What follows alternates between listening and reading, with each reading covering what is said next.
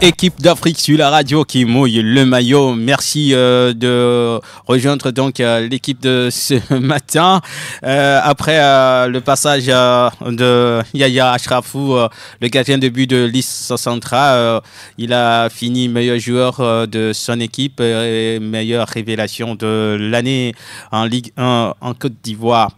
Alors, nous retrouvons le coach Kishimbo Anani qui est au Burkina Faso.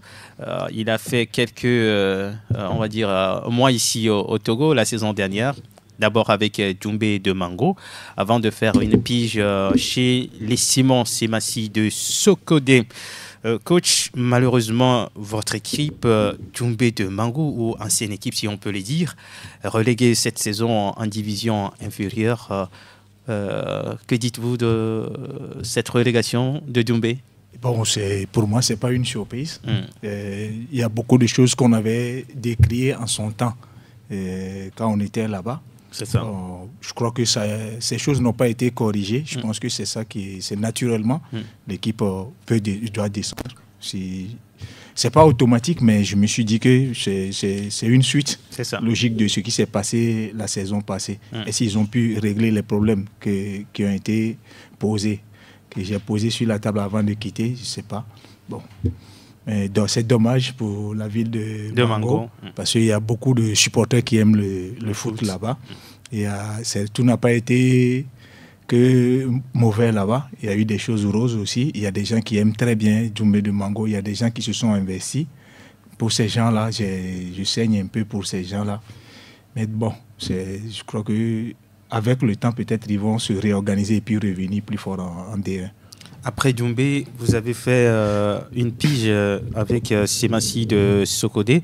Semassi en D2 qui est qualifié pour les playoffs. Voyez-vous cette équipe revenir rapidement en première division? Oui, c'est possible. Parce qu'en suivant les résultats, ils ont été premiers de leur poule dans la zone là-bas. Et je crois qu'ils l'ont même confirmé très, très tôt. Et c'est la fin de la phase retour là qu'ils ont concédé des défaites.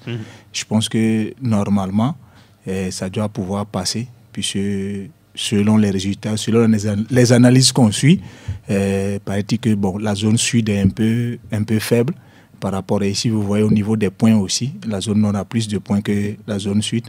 Mais bon, c'est une autre compétition qui va commencer. Et je pense qu'il faut avoir peur de Dito aussi, qui vient de descendre, qui a envie de remonter aussi la même année. Je pense que Dito sera le premier concurrent de Semassi. Je crois qu'ils n'ont qu'à faire beaucoup attention à Dito, mais que le meilleur gagne. Voilà, que le meilleur gagne. Ça, c'est un discours d'un sportif. Un sportif doit rester toujours fair play. Alors, coach, vous avez passé quelques temps ici au Togo, je vais dire une première expérience dans le championnat togolais. S'il faut analyser cette compétition, que dites-vous? Je pense qu'il y a beaucoup de choses à corriger dans ce championnat. Et d'abord au niveau des équipes. Au niveau des équipes, bon, j'ai fait Doumbé, j'ai fait Semassi. Je peux parler de ces deux équipes. Au niveau de l'organisation en général, au niveau de l'organisation du championnat aussi, il y a beaucoup de choses qu'il faut corriger. Et je pense qu'il y en a plein. Bon, ça dit que c'est difficile de changer, c'est ce que j'ai remarqué. Et tout de suite, c'est difficile aussi de dire des vérités aux gens. Parce que si tu le dis, bon, c'est mal compris, c'est tout juste pour l'amélioration des choses. Si les gens acceptent qu'on puisse dire certaines vérités, qu'on puisse corriger certaines choses, je pense que normalement, ça doit aller. Le championnat a un bon niveau, surtout au niveau de la construction. J'ai vu des matchs des équipes où le ballon est posé au sol. Par contre, il y a d'autres aussi, c'est un peu à la va-vite, et on cherche coûte que coûte à gagner ou soit carrément faire match nul.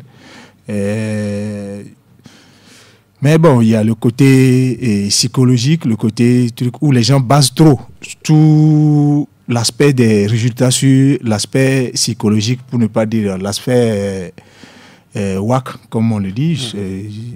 Les gens se basent trop sur ça. Les gens ne pensent pas au terrain d'abord avant de penser au surnaturel. Au surnaturel.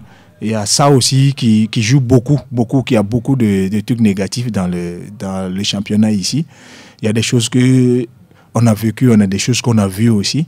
Mais bon, on ne peut pas tout déballer sur les radios, mais l'un dans l'autre, il faut que chacun se mette au travail. De la Fédération togolaise de football, de la Ligue qui organise le championnat, comment on appelle ça, des arbitres, tout et tout. Bon, par exemple, cette année, il y a eu des matchs, vers la fin de saison, il y a eu des matchs que j'ai regardés un peu sur les réseaux sociaux. Bon, les arbitres ont beaucoup gaffé au niveau des décisions. Je pense que ça a faussé beaucoup de résultats. Mais si tout le monde se met au travail et on occulte un peu le côté surnaturel et un peu le favoritisme, je pense que normalement ça doit aller. Ok. Coach Anani Kissimbo, vous êtes au Burkina Faso. L'année a été une année sabbatique ou bien vous avez déjà repris une équipe, un projet? L'année a été... Normalement, ça devait être une année sabbatique. Mais finalement, à l'intersaison, j'ai été obligé d'aller travailler avec COSAF, le Kassoum, Ouedraogo, Zico, Académie Football, qui était en difficulté dans le championnat D2, qui m'a fait appel pour que je puisse venir redresser là-bas. Malheureusement, on a pu maintenir l'équipe là en D2. Ils étaient avant-dernier et on les a pris au milieu de la saison.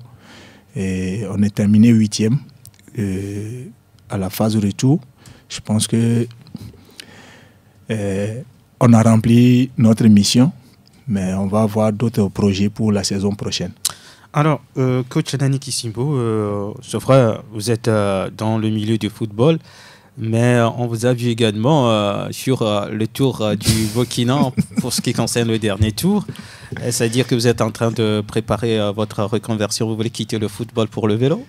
Non, pas du tout. Ça a été tout juste... une expérience. C'est ça. Je ne suis pas parti pour le sport, c'était dans le domaine logistique. Je travaille avec une société Sport Pub qui s'occupe de la logistique du Tour du Faso. Je le faisais depuis longtemps, mais cette année, j'ai décidé d'aller vivre directement le Tour aussi moi-même. Ça a été une très bonne expérience pour moi. Et ça m'a appris à voir que même dans le vélo, il y a des tactiques, il y a beaucoup de choses que le commun des mortels, on ignore. Et il y a beaucoup de choses qui se passent dans le milieu du cyclisme là, que nous, on ignorait, que j'ai beaucoup découvert. Ça m'a fait beaucoup plaisir de participer au Tour. Et je pense que normalement, s'il plaît à Dieu, je vais participer au prochain Tour aussi. Alors, au Burkina, le vélo est un sport que beaucoup aiment, surtout la population burkinabé adore le vélo. Mais on a l'impression que ces derniers moments, les cyclistes burkinabés n'arrivent pas à s'imposer sur le continent. Quand on prend le Tour du Mali, le Tour du Bénin et le récent Tour du Togo, certes, le Burkina a une meilleure équipe, mais c'est difficile de gagner le maillot jaune. Oui, le Burkina est en pleine reconstruction. Les meilleurs, soit ils sont partis en retraite, ou soit ils sont partis dans des équipes européennes. L'exemple de Francis Dumont, qui est parti dans une équipe française, c'était les meilleurs. Il y a 2 ou 3 qui ont arrêté aussi de courir. Donc c'est la jeune génération qui est en train de venir. Je pense que le tour passé, ils nous ont rassuré que ils sont en train de préparer la relève, que d'ici 1 an, 2 ans, ça va venir. Sinon, ça travaille. Il y a beaucoup de compétitions pour ces jeunes-là cette année. Et je pense que chaque mois, il y a une compétition, ils compétissent. Et de toute façon, je connais la Fédération du cyclisme du Burkina. Avec le travail qu'ils font, je pense que normalement, ils vont revenir. On le souhaite bien pour le Burkina Faso. Alors, coach, vos projets dans le football, pour la saison qui arrive, vous êtes libre si, par exemple, un club au Togo vous sollicite, serez-vous prêt à revenir chez vous au Togo? Bon, c'est un peu tôt pour moi de revenir encore parce que j'ai eu une expérience amère la saison passée, surtout avec Semassi. J'ai gardé des séquelles de ça. Bon, je pense pas que... il faut que ça soit un très, très, très bon projet sur 1 an, 2 ans. Beaucoup de discussions pour que je puisse revenir travailler ici. Il faut que ça soit un club très, très bien structuré avec toutes les petites catégories où on a un gros projet pour travailler sur 1 an, 2 ans et juger au niveau des résultats. Il ne faut pas que ça soit de l'à peu près de sauvetage ou bien où les gens ne comprennent pas très bien le foot, le mécanisme où il y a... Bon, sincèrement dit, ça a été une expérience très très amère avec Semassi de Soukoré. Donc ça fait que, bon, faut que je juge très bien ce que les propositions avant de pouvoir revenir. Beaucoup vous découvrent dans cette émission. Vous avez été joueur et votre club de cœur, c'est l'Entente 2. Ouais. On a même joué un match de gala le samedi. C'est ça. Ça a été une très bonne, de très bons retrouvailles. On a retrouvé les anciens, les plus jeunes. Ça faisait longtemps qu'on s'est croisés. Bon, et je suis très content d'être là pour jouer ce match-là. Et malheureusement, on priait beaucoup pour que l'Entente soit champion cette année.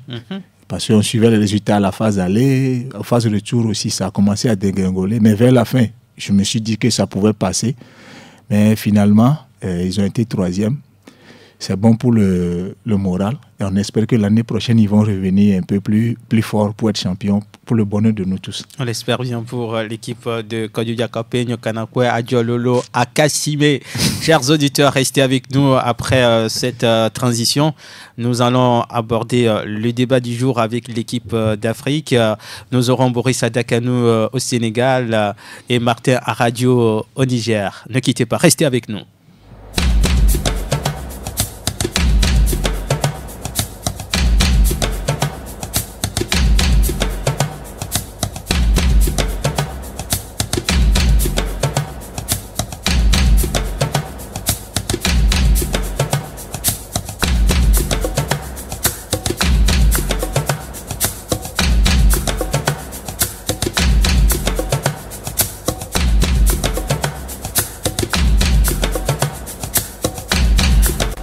Boris Adakanou, vous êtes à Dakar au Sénégal. Bonjour Boris. Bonjour Roméo, bonjour à toutes et à tous. Aussi présent Martin Radio à Niamey au Mali, au Niger. Bonjour Martin. Bonjour Roméo, bonjour à tous les auditeurs à ce moment. D'accord. Alors, Boris Adakanou, on va revenir sur cette victoire, on va dire, du Sénégal sur l'Angleterre lors de la dernière fenêtre FIFA. Et c'est la première fois que un pays africain gagne l'Angleterre après 21 matchs. C'est le Sénégal qui a réussi à battre l'Angleterre dans un match. D'abord, quelle analyse la presse sénégalaise a fait de cette victoire? C'était une joie totale.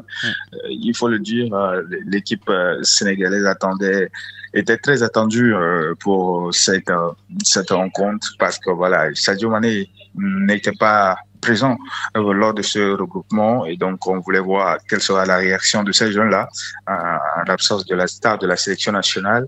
À la veille de ce match, il y a les journalistes anglais qui informaient quand même les Sénégalais qu'il n'y a jamais eu une défaite contre une équipe africaine. Elle a Diouf l'a dit. Et donc, c'était une motivation supplémentaire pour ces Lions de la Teranga et pour Pape Thiaw. Et voilà, cette rencontre a été tout simplement éblouissante de la première minute jusqu'à la fin. Les Sénégalais ont tenu tête aux Lions. Et la joie, elle est totale ici. Et c'est pour la presse. Pour les confrères, c'est une très belle, très belle victoire. En tout cas, un très bon résultat. Et aujourd'hui, il faut tout simplement surfer sur cette victoire-là et espérer. On pense directement à la CAN 2025 qui arrive. On se dit, voilà, il faut maintenir le rythme, essayer d'accrocher d'autres matchs amicaux de très haut niveau et ensuite aller à la CAN. et avant de penser à la Coupe du Monde qui arrive. Martin, à radio, il y a une semaine, sur le plateau, dans le débat, on parlait de cette possibilité de l'Afrique de pouvoir gagner la Coupe du Monde. On a cité le Sénégal et le Maroc qui sont à même de le faire. Est-ce que cette victoire du Sénégal peut donner de l'espoir? Merci Roméo pour cette question, mais permettez-moi rapidement de présenter mes condoléances à toute la famille de Bassa Diéry, que j'appelais ici dans mes émissions le portier africain du cure-dent. Et à tout le peuple togolais, c'est quand même quelqu'un qui a marqué le football. On ne peut pas passer inaperçu. Donc vraiment, toutes nos pensées à l'endroit de la famille de Bassa Diéry, sa famille biologique et toute sa famille du football. Merci. Par rapport à la victoire du Sénégal, je crois que c'est un début. On parlait de la possibilité pour l'Afrique de gagner la Coupe du Monde dans les prochaines années.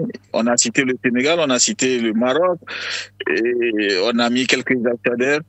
Mais je pense quand même qu'il va falloir commencer par gagner des matchs comme ce qui se passe.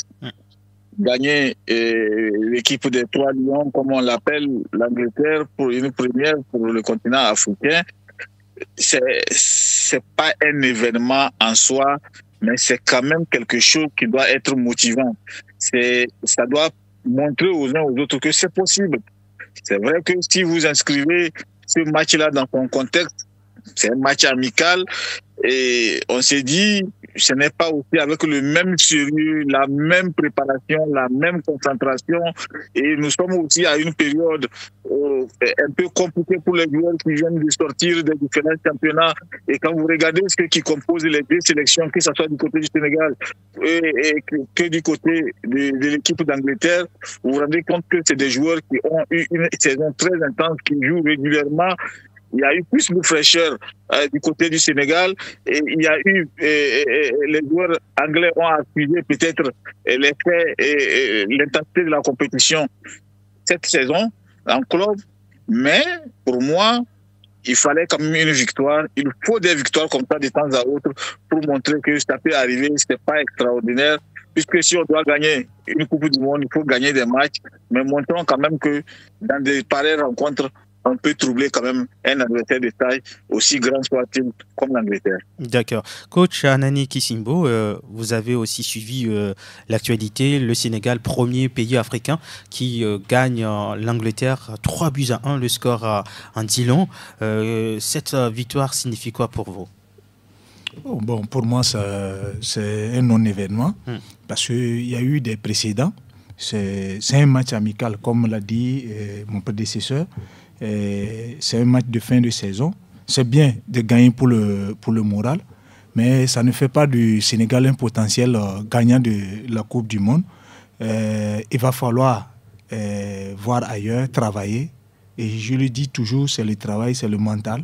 Et il y a eu des équipes qui ont battu, tout juste à côté, le Cameroun a battu le Brésil, oui, en match amical aussi. Ça ne fait pas de Cameroun un potentiel gagnant de Coupe du Monde. Et le combat est ailleurs, dans la planification, dans comment on aborde les grandes compétitions. L'Africain est très très distrait. L'Africain n'est pas rigoureux dans tout ce qu'il fait jusqu'à la fin. C'est tout ce qui nous manque dans ces grandes compétitions-là. Mais c'est bon de gagner pour montrer qu'on a de la valeur. C'est bon de gagner pour montrer qu'on peut titiller les grands, et quitte à ce que les autres paramètres viennent s'ajouter là-dessus au niveau des grandes compétitions. Boris Adakanou, vous êtes à Dakar au Sénégal.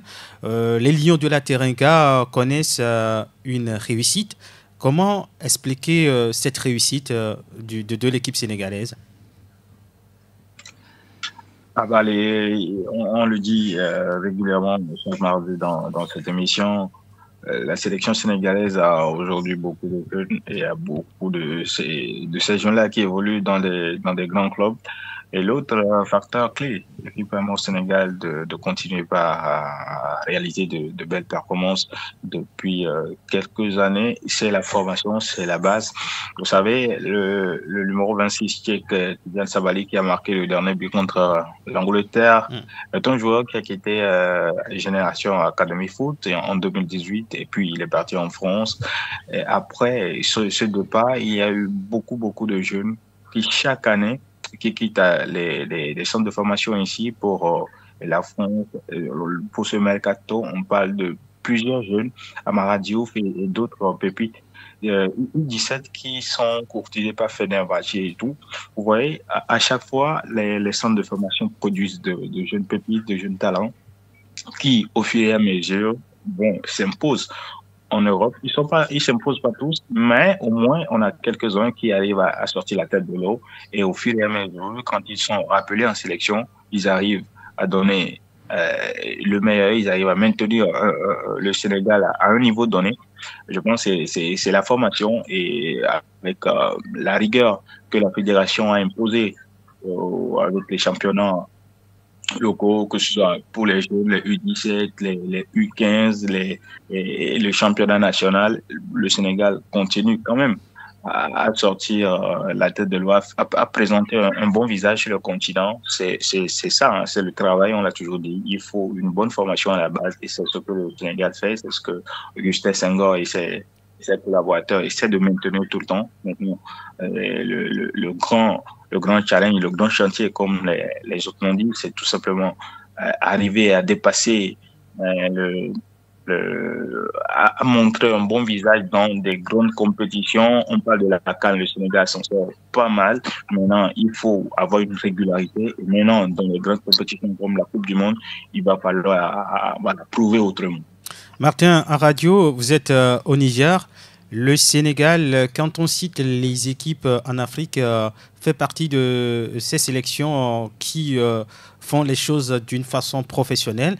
Et la plupart des équipes en Europe, en Amérique du Sud, aimeraient avoir un sparring partenaire avec le Sénégal. Selon vous, qu'est-ce qui permet à l'équipe sénégalaise d'avoir ce standing?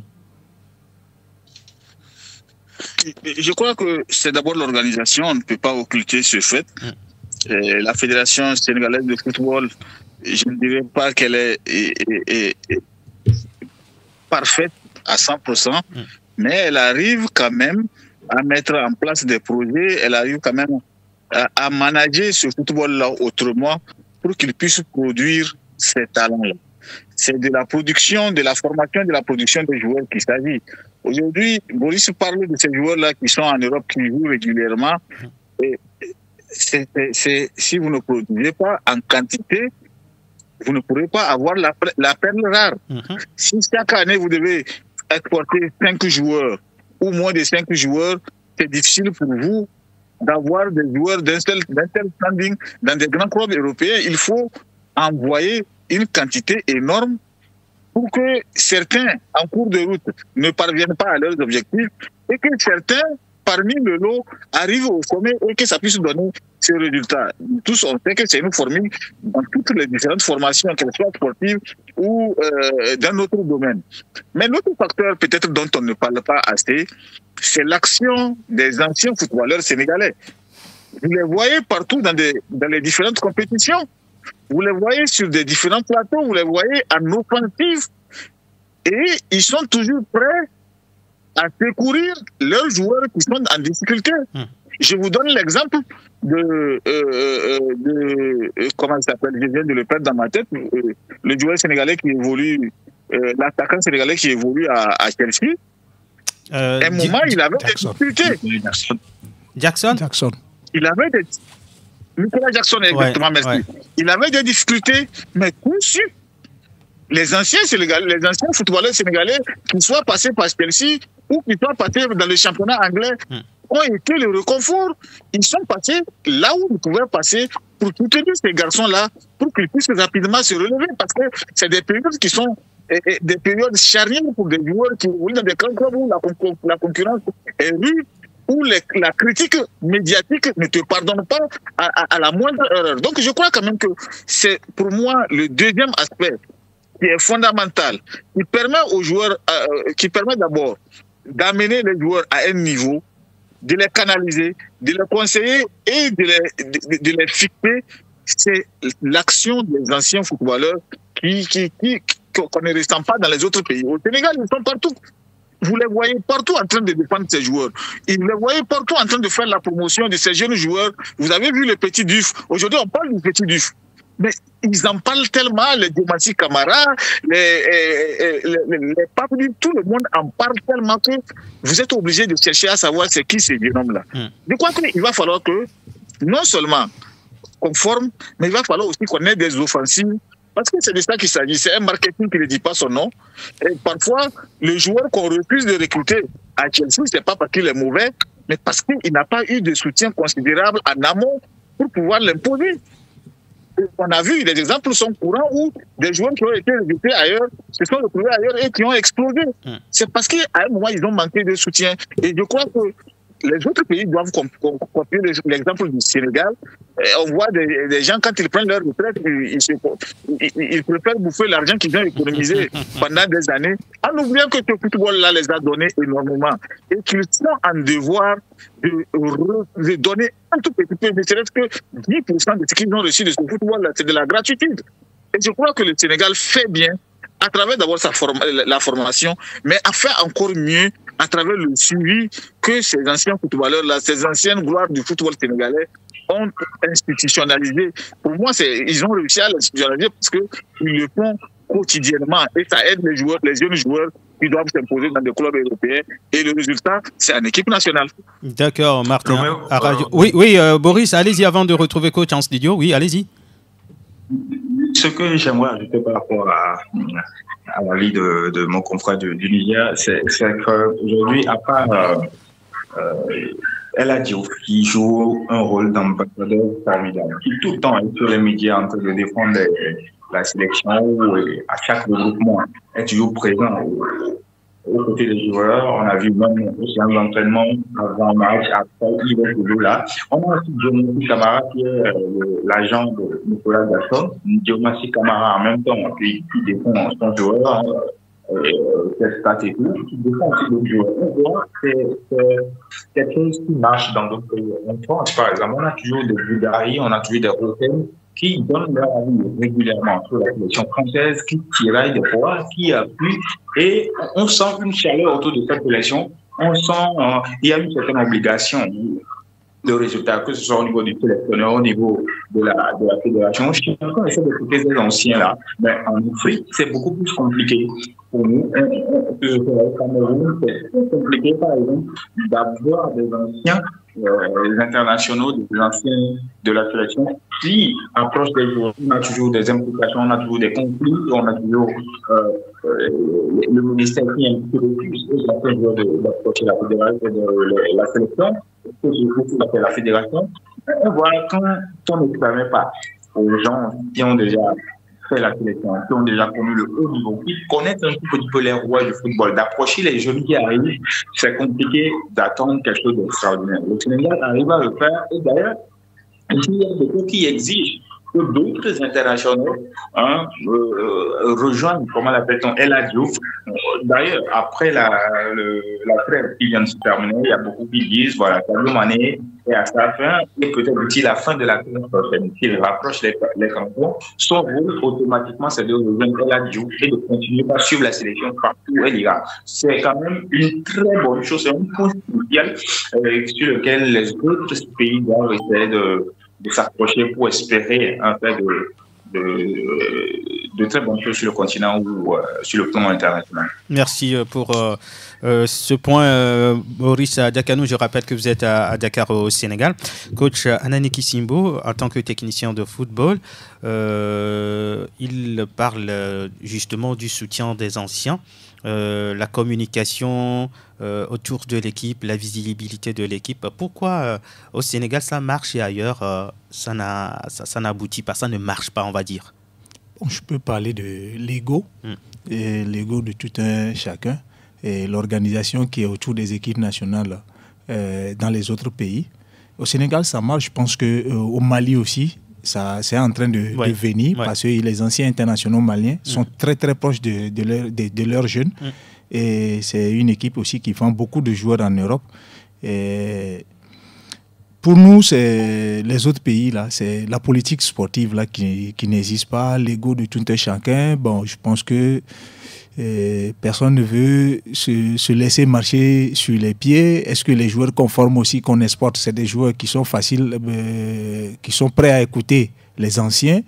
Il y a tous ces paramètres-là qui font que chez les autres, ça ne marche pas. Il a cité l'exemple du Cameroun, où les joueurs ont un ego surdimensionné là-bas.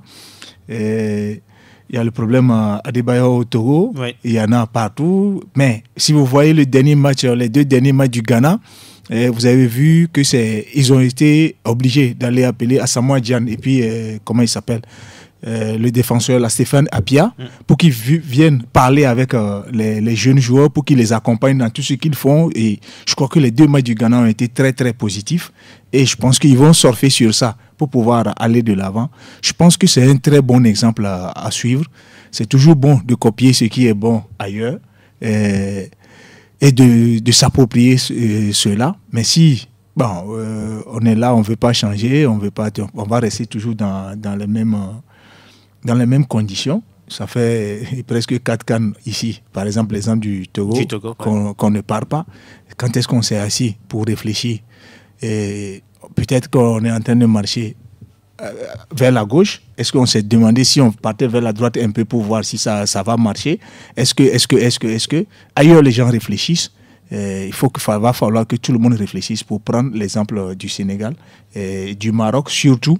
Et ça, je reviens encore sur ce qu'il a parlé de la formation. Il n'y a rien de tel. Aujourd'hui, il y a beaucoup de clubs au Burkina qui sont en train de devenir autonomes. C'est par rapport à la formation. Parce que tu ne peux pas vendre un joueur à 12 milliards et tu vas dire que ton équipe va souffrir encore sur le plan financier. Et il y en a qui ont vendu. Il y en a qui ont vendu plein encore cette fois-ci. La formation, ça donne une indépendance financière, ça permet de travailler, de former, de fabriquer, comme j'aime le dire. Le Maroc, avec l'avènement du nouveau roi, qui a instauré quelque chose. Aujourd'hui, ils sont en train de récolter les fruits de cette formation. Et ce n'est pas seulement chez la demi-finale de la Coupe du Monde senior, chez les féminins, chez les U17, chez les U18. C'est un résultat collectif qu'ils sont en train de récolter aujourd'hui par rapport à la formation. Et je pense qu'il va falloir que tout le monde s'oriente dans ce domaine. Et ce n'est pas former pour former. Est-ce que j'ai le bon formateur? Est-ce que je mets la personne qu'il faut à la place qu'il faut? C'est ce qui nous manque dans les autres pays. Est-ce qu'on a cette rigueur-là que les Sénégalais ont? Est-ce qu'on peut parler franchement à quelqu'un de la fédération? Est-ce quelqu'un de la fédération peut taper sur la table pour chasser un entraîneur, pour dire que telle personne n'a pas tel profil, il faut chercher tel profil? Bon, je pense que, comme ils l'ont dit, c'est l'organisation, c'est la formation, c'est le don de soi de tout un chacun qui va permettre que les autres pays puissent s'en sortir. Chers auditeurs, vous êtes sur la radio qui mouille le maillot dans l'équipe d'Afrique. Le Sénégal a battu l'Angleterre 3-1 lors de la dernière fenêtre FIFA et c'est une victoire historique pour un pays africain. Et c'est le Sénégal qui est le premier pays africain justement qui a pu battre l'Angleterre. Et quand on regarde un peu l'équipe sénégalaise, on a 4 joueurs qui ont rapporté au moins un trophée en Europe. On prend Ismaël Sarr, vainqueur de la FA Cup avec Crystal Palace en Angleterre. Pape Matar Sarr, vainqueur de l'Europa League avec Tottenham.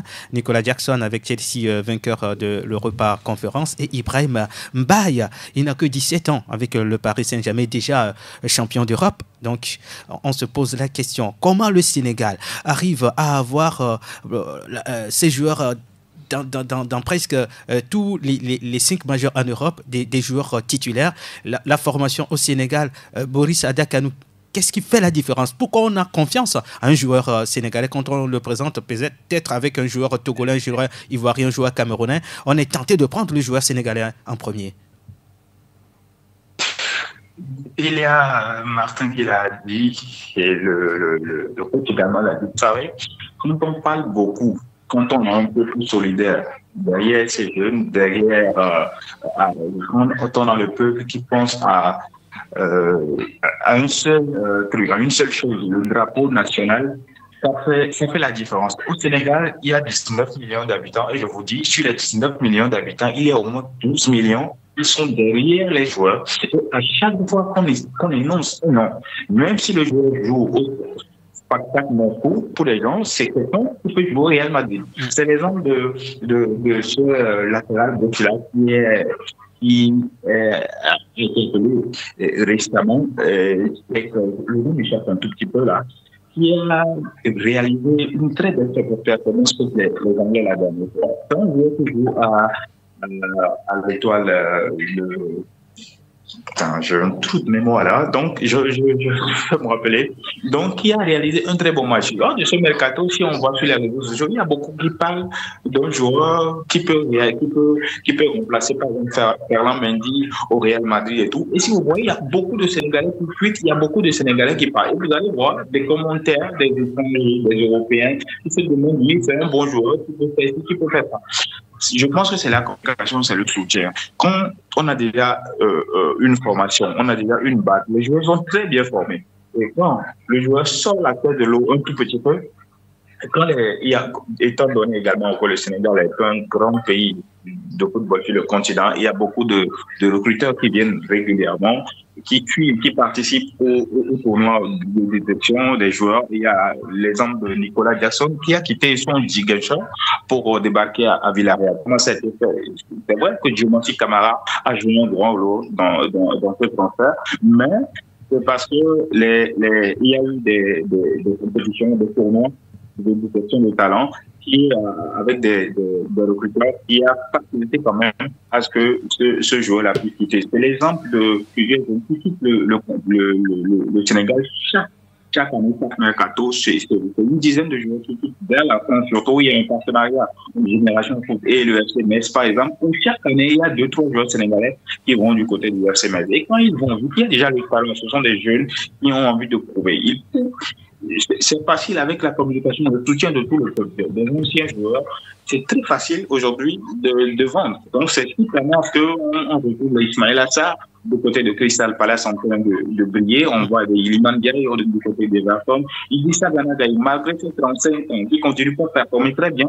Et voilà, et quand il y a la pression, on dit qu'il doit venir, il doit continuer à jouer. Il y a toujours une chaleur autour de ce joueur-là. On n'a même pas l'impression qu'il a 35 ans. Non, c'est la communication, à part la formation qu'il y a. C'est la communication et c'est le soutien tout le monde. Quand on est unis avec une monnaie, c'est très facile d'arriver à ces objectifs-là. Boris, est-ce que vous êtes là avec nous?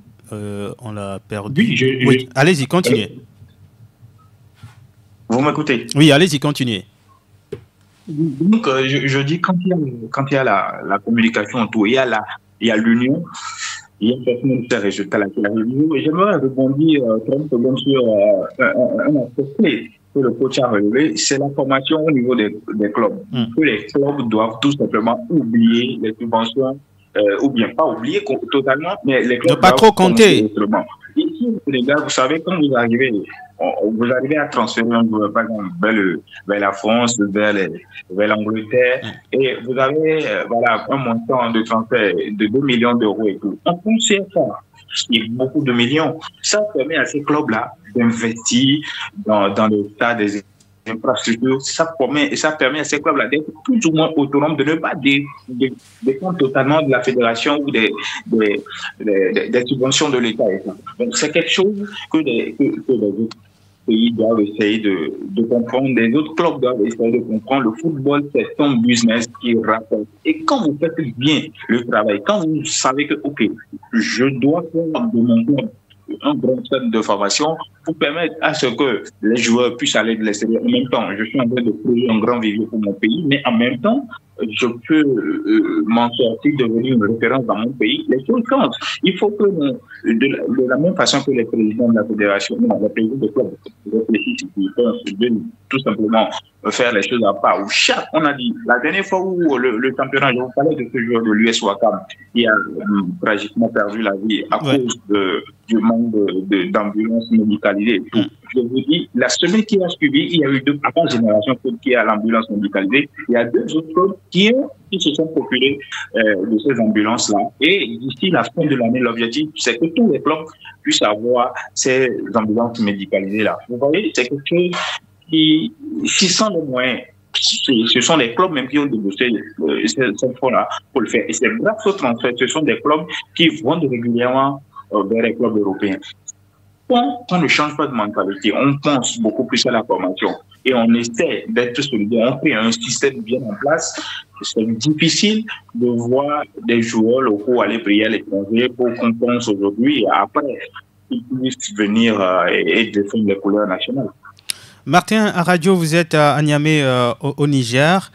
Pour rebondir, revenons sur les joueurs sénégalais, ceux qui évoluent avec la sélection nationale. Beaucoup ne jouent pas, presque toute l'équipe ne joue pas sur le continent, ne joue pas dans le championnat local.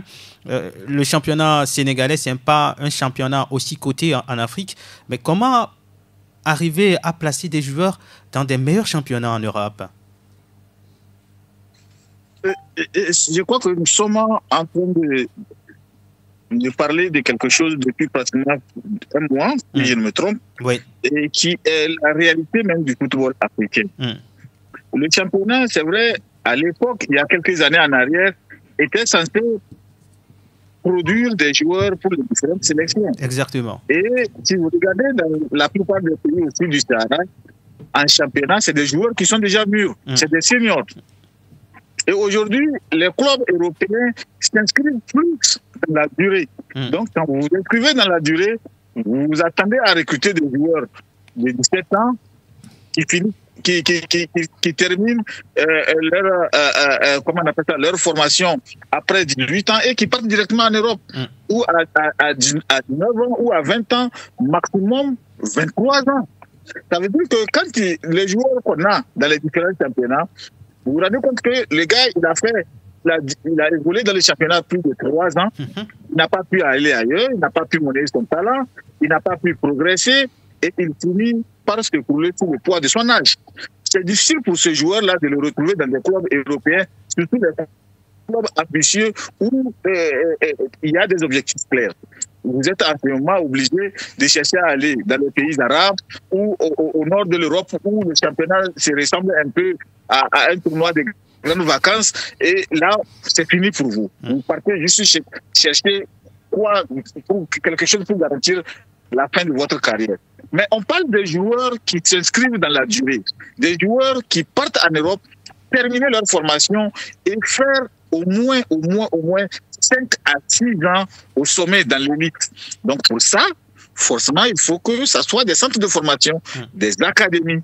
Et même quand vous avez ces académies, quand vous avez ces centres de formation, il ne suffit pas juste de former. J'ai entendu le technicien qui est sur le plateau qui a parlé de la formation, mais il insiste sur le sérieux, la rigueur. Maintenant, quand vous avez tout cela, ça ne suffit pas. C'est là où le football est devenu plus exigeant. Il faut aller au lobbying. Ce n'est pas un Martin qui est assis sur son plateau qui fera le lobbying pour vous.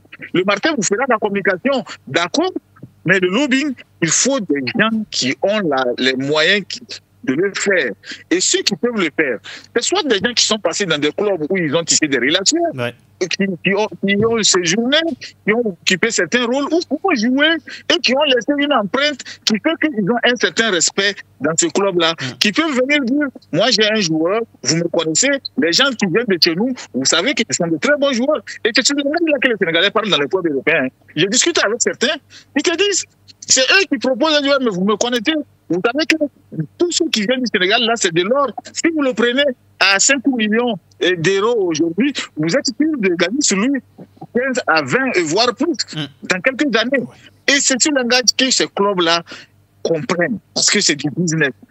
Ils ne font pas de la charité. On ne va pas prendre Martin pour amener dans un club parce que non, bon, et le président du club, il est ami au papa de Martin, donc on va le... Non, c'est du business. On parle d'un business à un niveau très, très, très élevé. Donc, quand vous proposez un joueur à un club, il faut que vous puissiez avoir les arguments et les éléments de conviction. Et je crois que c'est ce que nous n'avons pas pour l'instant. Et l'exemple du Burkina, je le connais puisque je vais régulièrement à Ouaga. L'exemple du Mali, je le connais puisque j'y suis régulièrement là-bas. Depuis que eux aussi, les anciens joueurs, se sont donnés à ce lobbying, à investir dans la communication au plan national et au plan international, les gens pensent que donner de l'argent pour faire de la communication sur un joueur, c'est de l'argent jeté par la fenêtre. Je suis désolé. Ouais. Vous avez reçu Achraf, j'ai suivi l'intervention de Achraf aujourd'hui. Si vous ne le soutenez pas, si les gens ne mettent pas son entourage, ne mettent pas des moyens pour communiquer à outrance autour de ses performances, si ton club ne met pas des moyens pour communiquer autour de lui en espérant qu'il soit un produit qui rentabilise le club, Achraf va évoluer et puis un jour vous allez le retrouver à la maison. Donc je crois que au-delà du fait qu'il faut former avec sérieux, il faut un lobbying. Et le lobbying aujourd'hui, c'est qui? Chaque club a des milliers, des centaines de recruteurs. Quand vous prenez un club comme Chelsea ou le Real de Madrid, ils ont des recruteurs un peu partout. Donc quand ces recruteurs-là se retrouvent dans la maison, imaginez le brouhaha. Chacun veut imposer un joueur. Donc à ce moment, ce n'est pas seulement le talent qui compte, c'est la force de conviction qui compte. Donc je crois que le Sénégal, c'est un exemple. Le Mali, c'est un exemple. Le Burkina, de plus en plus, c'est un exemple. J'ai discuté avec Maïga. Maïga, le célèbre recruteur, manager de l'agent de Edmond Tapsoba. Il te dit il faut convaincre. Et pour convaincre, ce n'est pas seulement par la bouche. Il faut les moyens et il faut aussi la force. Et la force, c'est des gens qui sont proches du club, l'entourage du club, l'entourage du directeur sportif, l'entourage du coach. C'est tout un monde. Et si vous comptez seulement sur la prière et sur le talent du joueur pour pouvoir le retrouver un jour en Ligue des Champions, ça va être très difficile. Alors, coach Anani Kisimbo, vous êtes d'accord à 200% avec Martin Radio. Je suivais votre mouvement tout à l'heure. La communication, le lobbying, tout ça, là, la formation d'abord, ce sont des étapes à ne pas négliger. Oui, c'est des étapes très, très importantes, comme il a dit. Et je pense qu'il a résumé tout, il a tout dit. Et c'est ce que nous, on n'arrive pas à le faire. Il a cité l'exemple de Maïga. Oui. Et c'est Maïga qui est quelqu'un qui est capable même de dormir même devant la porte d'un joueur pour pouvoir avoir peut-être même l'assentiment de ses parents pour voir comment faire pour que le joueur... C'est quelqu'un qui s'investit à tout moment. Il vient d'ouvrir, effectivement, lui-même, il vient d'ouvrir un centre de formation très, très bien structuré, comme, presque comme Génération Foot. Les infrastructures très, très modernes. Et je pense que ça ne dépasse pas ça aujourd'hui. Si lui-même, il a vu que il était agent de joueur, lui-même, il veut faire son centre de formation aujourd'hui, il a vu... Peut-être, il a pris même peut-être le meilleur formateur, le formateur de Dango Ouattara, il a pris le meilleur formateur du Burkina pour son centre, et le coach Herman Yameogo, qui est l'un des meilleurs formateurs du Burkina. Je pense que rien ne dépasse ça. Et ensuite, l'accompagnement, le lobbying et le sérieux dans tout ce qu'on fait. Et je pense que normalement, ça doit passer. Il y en a plein. Il y a des exemples qu'on peut citer. Mais bon, je pense qu'on n'a pas compris d'abord, les autres pays n'ont pas encore compris d'abord que le football est un facteur de développement. Le football est un grand facteur de développement. Si vous prenez peut-être un seul joueur, combien de personnes que ce joueur-là génère en termes de travail, en termes de trucs là, vous allez voir que c'est énorme. Si vous voyez ACI 2000 à Bamako, c'est pour les sportifs. Je crois que les grands sportifs du Mali, ça a commencé avec les Seydou Keïta, avec les Mamadou Diarra, c'est eux qui ont demandé. Et ACI 2000, si vous allez aujourd'hui, vous n'allez pas le reconnaître, ACI 2000. ACI 2000 a changé carrément, totalement. C'est les sportifs qui ont créé ça. Si vous voyez l'usine de Mamadou Diarra au Mali, c'est un sportif. Mais il y a plein. Le sport, c'est un facteur de développement. Et surtout, le football aujourd'hui. Il faut qu'on arrive à comprendre que le football rapporte beaucoup pour un pays. Et qu'on investisse dedans. Et surtout qu'on mette du sérieux dedans pour pouvoir avoir les investissements en retour afin de pouvoir développer le reste des jeunes qui restent. Coach, vous avez été formateur dans l'ancien centre Fabao au Burkina. C'était un projet du Barça sous Juan Laporta. De tels projets, est-ce que c'est bon pour les pays africains? Oui, bon, le centre Fabao n'était pas un projet du Barça. Le projet du Barça était social. Okay. Et comme c'est les supporters du Barça, les dirigeants de Fabao étaient des supporters du Barça, ils ont, pour ne pas dire, ils ont détourné un peu certains fonds du social pour amener dans le sport. Et je pense que ça a été bénéfique. Et si vous voyez, et malheureusement qu'aujourd'hui Fabao n'existe pas, c'est pas parce que le travail n'a pas été bien fait, c'est, comme je l'ai dit au départ, c'est l'ego des gens, c'est l'entente entre les gens qui a fait que ça n'existe plus aujourd'hui. Si vous voyez dans le championnat burkinabé, si vous voyez en Europe, il y a beaucoup de joueurs de Fabao qu'on a cherché. Si vous voyez au Maroc, il y en a plein.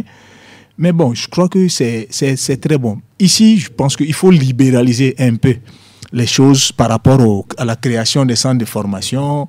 Je pense qu'ici, c'est un peu plus radical au Togo qu'au Burkina. Une seule personne peut se lever comme ça, créer son centre. Ça suffit d'avoir un récépissé d'association. Je pense que tu peux créer ton centre de formation et au fur et à mesure s'affilier à la fédération si tu veux compétir à un autre niveau. Et ici, je pense qu'il faut libéraliser un peu parce que j'ai vu un peu la dernière fois par rapport au centre qu'on a agréé ici. Je pense que c'est des moyens, c'est des gros moyens. Et je pense que c'est ça qui fait que beaucoup de gens aussi ne s'y mettent pas dedans. Si vous voyez dans le temps passé, vous voyez CES, CDS qui est devenu Sporting Club, vous avez Assad, vous avez AC Merlan, tous ces gens-là, c'était des gens qui animaient le football local au niveau des jeunes. Ce n'était pas des trucs bien structurés, mais des joueurs arrivaient à partir en Europe, même si c'est 1-1, des joueurs arrivaient à partir. Mais pourquoi pas aujourd'hui, on a des trucs un peu plus structurés et ça ne va pas. Et c'est pour ça, peut-être même que je me dis que l'initiative de ACNOU, ça peut nous sauver un peu. Si ACNOU arrive à placer des joueurs à l'extérieur, je pense qu'eux, ils peuvent émerger parce qu'ils ont une très bonne formation. La SCK aussi. Ah ouais, oui. J'ai vu sur les réseaux sociaux leur équipe féminine qui sont en train de... C'est ce côté-là plutôt même que j'ai bien vu. Je crois qu'avec le temps, ces gens-là vont émerger et ça puisse donner de bonnes choses pour le Togo aussi. Et j'espère aussi que mon centre de formation aussi, le Sporting Club aussi, va se réveiller. Dans ce sens, on va se concerter, réfléchir ensemble, voir comment faire pour que ça devienne un truc un peu plus moderne, un peu plus formateur pour voir si ça peut donner quelque chose. Mais je pense que l'un dans l'autre, là, mes deux prédécesseurs, là, ils ont tout ramassé, ils ont tout dit. S'il y a des gens qui nous écoutent là, qui mettent ça en pratique, ils vont voir que ça va donner ses fruits. Martin Radio, vous êtes au Niger. Dans la plupart de nos pays, surtout au sud du Sahara, un monsieur, président du club, injecte de l'argent et donne de l'argent. Est-ce que ça se limite là pour avoir une équipe compétitive capable d'avoir retour sur investissement? Mais c'est le chemin le plus facile pour aller à la faillite. Parce que tu vas transporter tout ce que tu dois constituer pour faire ta retraite ou l'héritage de tes enfants pour le verser là-bas et puis tu n'auras rien. C'est très risqué. Mais ce qui n'est pas risqué, c'est la formation. Aujourd'hui, les nouvelles textes de la CAF, pratiquement depuis 3 à 4 ans, imposent à tous les clubs d'avoir ne serait-ce qu'une catégorie inférieure, que ce soit du côté des masculins et une catégorie aussi inférieure au niveau des féminins. C'est pour remédier à tout cela. Un club qui n'a pas de petite catégorie, ce club n'a pas eu durée de vie longue dans le football. C'est ça. Aujourd'hui, les clubs mythiques qui sont en train de mourir. Je prends juste l'exemple de Semassi. Oui. des Agaza qui n'arrivent plus à revenir. C'est parce qu'à un moment, les gens ont abandonné la formation. Vous ne pouvez pas concurrencer les gros clubs qui ont les moyens, la liquidité de toujours acheter, dont les moyens ne viennent pas de la poche de quelqu'un. Donc, il va falloir former. Et vous formez, vous utilisez, vous vendez, vous rentabilisez. C'est ça le secret du football aujourd'hui. Et je crois quand même que tout ce que nous sommes en train de dire, nous le disons de façon verbale, c'est pas écrit, mais ceux qui nous écoutent, on ne dit pas que tout est parfait. Ils peuvent lire entre les lignes peut-être pour dessiner leur projet avec les idées que les uns et les autres donnent. Ça va donner quelque chose. Le résultat, il est sans équivoque. Il y aura quand même des résultats. Donc, j'ai dit, l'argent venu de la poche ne peut pas investir durablement dans le football. Coach. Sauf si c'est une banque. Oui. Sauf si c'est une société. Donc, je crois quand même que la formation, qu'on le veuille ou non, on ne pourra plus, dans ce 21e siècle, parler de football, du vrai football, sans parler de formation. Il faut que les gens se penchent là-dessus et qu'ils tirent leur solution de la formation. Une formation bien faite. Je crois que facilement, ça nous réduit le problème d'aller chercher. Et actuellement, les gens qui sont qualifiés pour la Ligue des Champions, la Coupe CAF sur le continent, doivent se chercher des joueurs pour renforcer. Ils n'ont pas l'argent. Mais si vous avez une formation, vous allez aller jouer avec des joueurs que vous avez formés. Ils vont frapper dans les yeux des recruteurs ou des clubs que vous aurez dominés. Et ces joueurs-là, vous allez les vendre. Les joueurs ne partiront pas libres comme ce qui s'est fait. Ils vont vous rapporter de l'argent. Ça va permettre d'investir dans ceux qui sont restés encore au centre de formation, d'investir dans les infrastructures. Et quand vous avez les infrastructures, c'est difficile pour un club qui a les infrastructures de mourir. L'exemple de la SEC est quelque chose. Un autre club serait mort. L'Africa Sport peine à revenir en Ligue 1 ivoirienne, tout simplement parce que à un moment, ils avaient abandonné cette formation. S'ils avaient eu cette formation avec la gloire qu'ils ont eue, l'Africa Sport serait peut-être au même niveau que la SEC aujourd'hui. Donc, c'est pour dire que il va falloir former. L'argent venu de la poche, vraiment, je suis désolé ceux qui pensent, parce que je suis millionnaire, je suis tel. Si tu n'investis pas dans les infrastructures, pour entamer une formation, une véritable information, ton argent va finir et tu n'auras pas atteint tes objectifs. D'accord, coach, je viens à vous avant d'aller chez Boris à Dakar. Donc, l'idéal, c'est que ceux qui ont de l'argent, qui veulent mettre ça dans le football, qui ont des clubs, c'est de penser à avoir un centre de formation, c'est de former plutôt que de jouer directement en ligue, en championnat. Bien sûr, c'est plus rentable de former, puisqu'il y aura toujours un retour sur investissement. On ne dit pas que tout ce qu'on va former va être vendu, mais ce qui n'est pas vendu à l'extérieur, le local va consommer ça. Et supposons que tu commences un projet avec des enfants de 15 ans, et en 3 ans, tu peux avoir une équipe senior, qui ont des enfants qui ont des 18 ans. En ce moment, à 18 ans, là, ils ont eu à faire le championnat U15, U20, et U17, U20. Combien de matchs avant d'arriver à ce niveau-là? C'est ça qui fait la différence. Et moi, personnellement, et je le dis, les joueurs avant, parce que je prends l'exemple toujours du Togo, et il y avait le sport de masse. C'est ça. Il y avait beaucoup de compétitions scolaires. Et c'est ça qui faisait que quelqu'un qui arrivait en première division était déjà aguerri, il n'y avait pas la tremblote et ça allait plus vite en première division, il y avait plus le niveau. Aujourd'hui, un enfant du quartier peut quitter le néant pour jouer en première division et il n'a pas le niveau. Donc c'est mieux peut-être de dire, j'ai fait un projet sur 10 ans où je prends des enfants de 12 ans et je sais que dans 10 ans, ils auront 22 ans. Et c'est la tranche d'âge où l'Européen paie aujourd'hui des joueurs, c'est entre 17 et 20 ans. La plupart du temps, il y en a, si ça dépasse 22 ans, il faut que ça soit un surdoué qu'on puisse le prendre. Mais entre 21 ans, 22 ans, 17 ans, les gens prennent. Donc, si c'est bien fait, comme je l'ai dit, si on a recruté celui qui forme plus que le meilleur qui forme plus qu'on prend quelqu'un qui peut dire nous aussi on forme, on va avoir toujours le retour sur investissement. Il a cité l'exemple de la SEC Mimosa. Et comment on appelle ça? Et je vais citer l'exemple du Burkina, ce que je sais qui est palpable. Et l'AFP, aujourd'hui, moi j'ai vécu avec ces enfants. Et on a joué le championnat scolaire, on a joué Copa Coca-Cola, Coupe RTL Jeune Talent jusqu'à aujourd'hui. Si vous voyez Dango Ouattara jouer, ça n'a rien à voir avec un enfant qu'on a formé comme ça. Non, c'est pas possible. Si vous voyez Josué Tendrebogo, qui est en train d'émerger cette année avec Ajaccio, ou bien je crois à Nessie, en France, c'est pas du hasard. Et ils en ont plein qu'ils ont transféré en Europe comme ça. C'est un travail d'un homme qui a eu une vision qu'il faut former, il faut former. Il a pris des enfants à 12 ans, 11 ans, pratiquement pour certains. L'exemple de Edmond Tapsoba. Oui. Edmond Tapsoba, c'est presque la même chose. Avec la fermeture de Planète Champion et la finale de la Coupe d'Afrique 2013 du Burkina. C'est la finale de Planète Champion. Planète Champion qui a commencé en 1998. Ce sont ces mêmes joueurs-là qui sont venus jouer la finale de la CAN en 2013. Combien de temps après? Donc, c'est un travail de longue haleine et ce sont ces enfants-là qui se sont bonifiés avec le temps pour devenir des pros. Et aujourd'hui, il a parlé de l'accompagnement. Aujourd'hui, le Burkina a nommé Charles Kaboré comme ambassadeur du sport. C'est fort. Le Burkina est en train de comprendre quelque chose.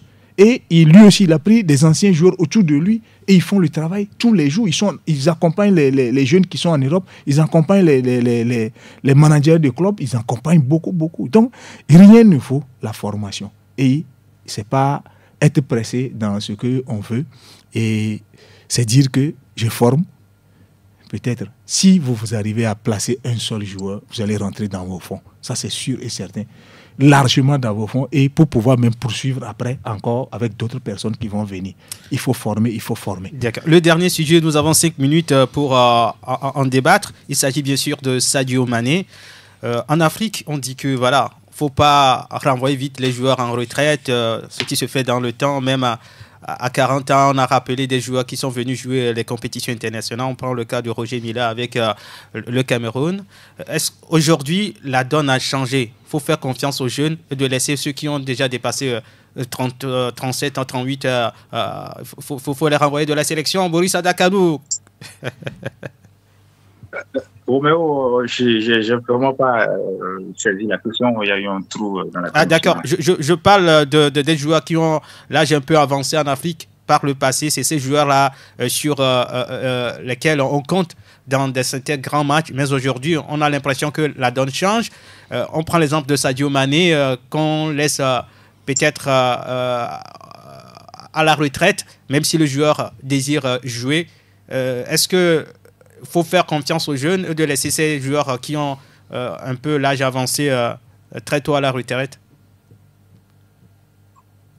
Je pense quand même que c'est la réalité. Vous avez vu, en Europe, il y a beaucoup plus de jeunes que les grands clubs recrutent. La politique, quand vous êtes vieux, vous devez partir dans des championnats exotiques comme la MLS, la Pro League saoudienne, parce qu'aujourd'hui le football est devenu très scientifique, c'est beaucoup plus rapide. Je suivais Arsène Wenger la dernière fois qui disait aujourd'hui le football de nos jours est carrément différent du football des années 2000-90 parce que ça va beaucoup plus vite, il y a beaucoup plus de vitesse, d'endurance, il y a beaucoup plus de compétition, beaucoup plus de matchs, ce qui oblige en tout cas à avoir une bonne santé physique. Et quand on est âgé, quand on est déjà dans la trentaine, c'est difficile de fournir des efforts demandés pour permettre à son équipe de faire un bon rendement. Donc, c'est naturel.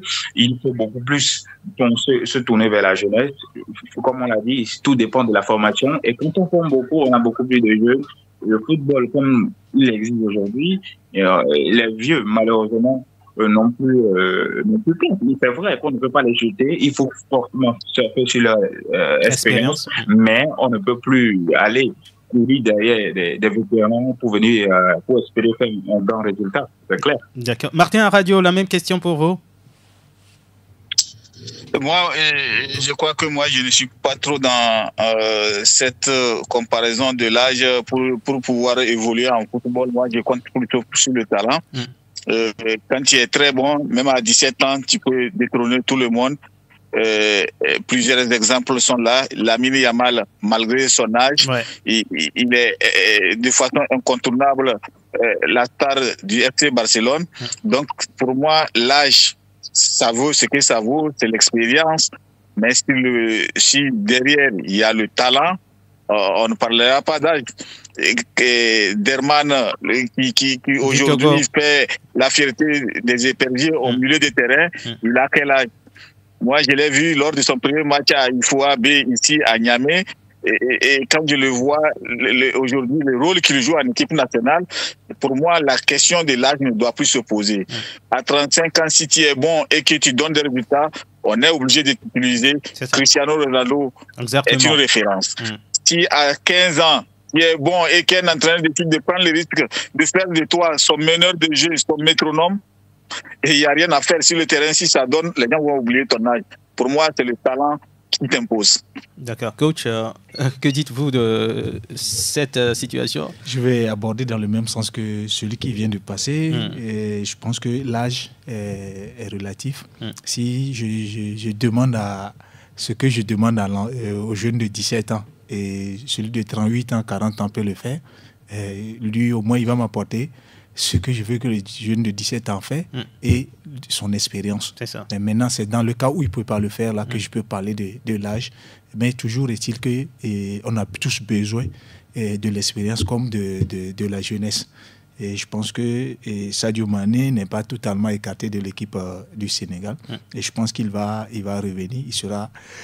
Il sera à un moment donné important pour l'entraîneur, jusqu'à ce que peut-être il voit qu'il ne peut même plus faire quelque chose. Je pense qu'on ne l'a pas écarté définitivement. Lorsque vous avez vu Yaya Achrafou, le jeune gardien togolais, vous avez dit oui, il respecte son âge.